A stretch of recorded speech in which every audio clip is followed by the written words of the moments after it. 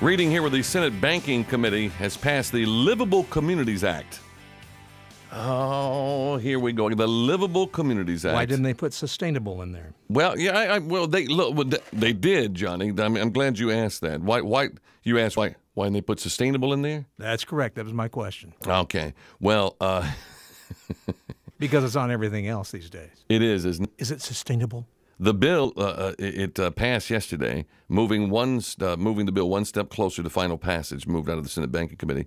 This bill creates $4 billion in neighborhood planning grants for sustainable living projects. Sustainable living project. There you go, sustainable living projects. There's a happy tone to that word, isn't there? Doesn't it feel good to be sustainable? Now, folks, when you're going out with your significant other and you're talking about marriage, I want you to look at the other one and say, honey, will this relationship be sustainable? How romantic. Or is it green? Yes. Sustainable living projects and a new federal office to oversee them. So we got a whole new bureaucracy here. Similar legislation in the House has been criticized by Republicans on the House Budget Committee, who charged the program its aim is to impose a Washington-based central planning model on localities across the country. So what is this Livable Communities Act? The Senate version, written by outgoing Chairman Senator Chris Dodd. Hasn't Chris Dodd done enough damage? I mean, has he got to keep just screwing the country up on his way out? The Livable Communities Act would designate $4 billion to aid local governments in planning high-density, walkable neighborhoods. There's your new word today, folks. A walkable neighborhood. Don't you want to have a walkable neighborhood? That's a walkable neighborhood premised on helping local governments to combat suburban sprawl and traffic congestion. The bill sets up two separate grant programs. One, known as Comprehensive Planning Grants, would go to cities and counties to assist them in carrying out such plans as the following, and this all according to CNS News today. One, it would coordinate land use, housing, transportation, infrastructure planning processes across the jurisdictions and agencies. And then it would also conduct or update housing, infrastructure, transportation, energy, and environmental assessments to determine regional needs and promote sustainable development. And it would implement local zoning and other code changes necessary to implement a comprehensive regional plan and promote sustainable development. It feels so warm and fuzzy, doesn't it? I mean, we've got sustainable development. Sustainable and walking. And walkable. Don't you want walkable? I want walkable and sustainable. That's what I want. I want crawlable. Especially if you got a pub. That's right. You Make know? it crawlable. You need a pub. It's pub crawlable, ladies and gentlemen. Now, here's the deal. When you have the federal government now coming in and changing local codes, now the federal government is taking over local codes. Codes are supposed to be local. But with federal government grant of $4 billion, they're going to take over whole neighborhoods now. So the federal government's going to take over neighborhoods. To administer and regulate these new grants, the bill creates the Office of Sustainable Housing and Communities. I guess they need to be walkable for when his local army, his volunteer army, needs to go house to house. That's right. They can easily get there. The Obama Brown Church can just walk from house to house and bust right into your house. The flashlight brigade. The flashlight brigade, exactly. You know, it's going to have to be walkable when they drive gas prices to $10 a gallon, and we're not going to be able to do anything but walk, so everything will be walkable. Now, see, you've just uncovered the plan. Well, that's it. That's it. Legislation is designed to prod, that's the word, local communities toward high-density, public transit-oriented neighborhoods that concentrate large numbers of people into small geographic areas connected by trains and bus networks. These high-density neighborhoods would be combined with high-density commercial districts that, in theory, would reduce the need for daily driving and commuting. So that's what it's all about. They don't want you driving, and they don't want you commuting.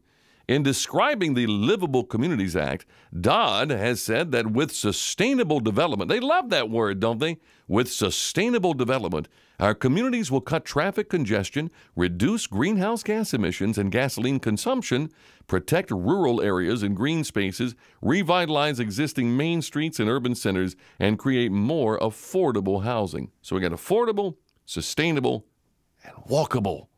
Walkable.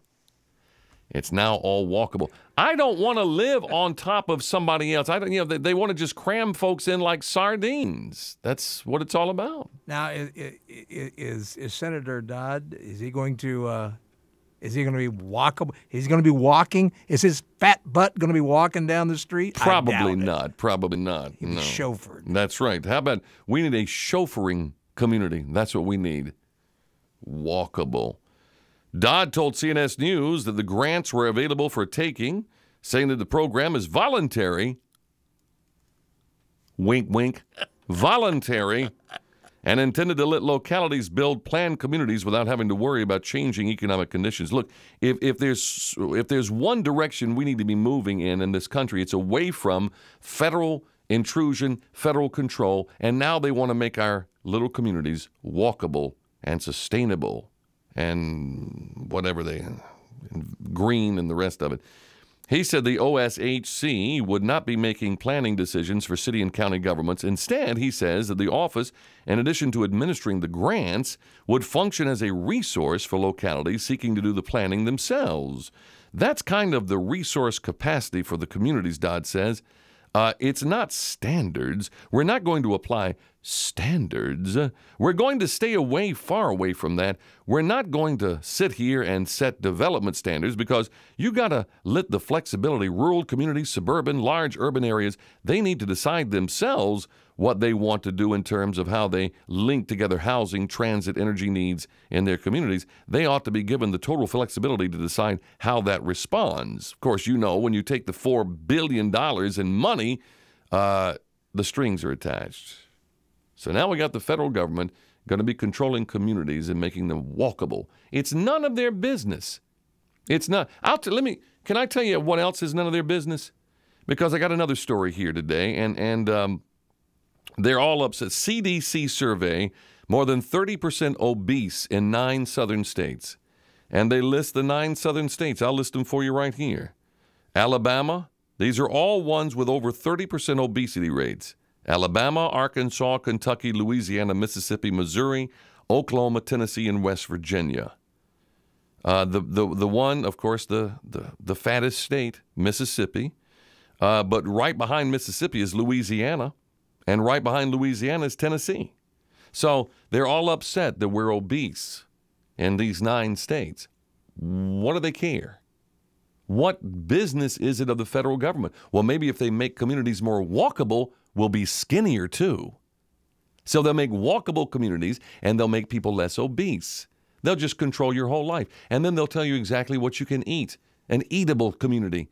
They'll tell you what you can eat. They'll tell you where you can't. Well, of course, you can't smoke. That's going to be out completely. There'll be a smoke-free community, a walkable community, and a fascist community. All makes sense, doesn't it?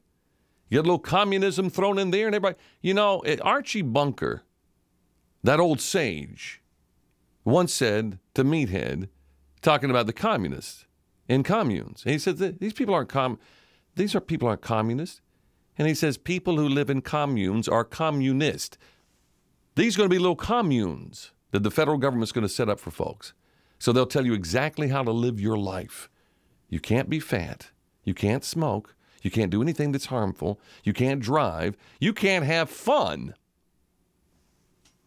These are the non-funnable communities is what these are. The fun blockers in Washington, D.C. are going to take all the fun out of life. And I'm not saying, look, that there's something good about being fat, but it's none of their business.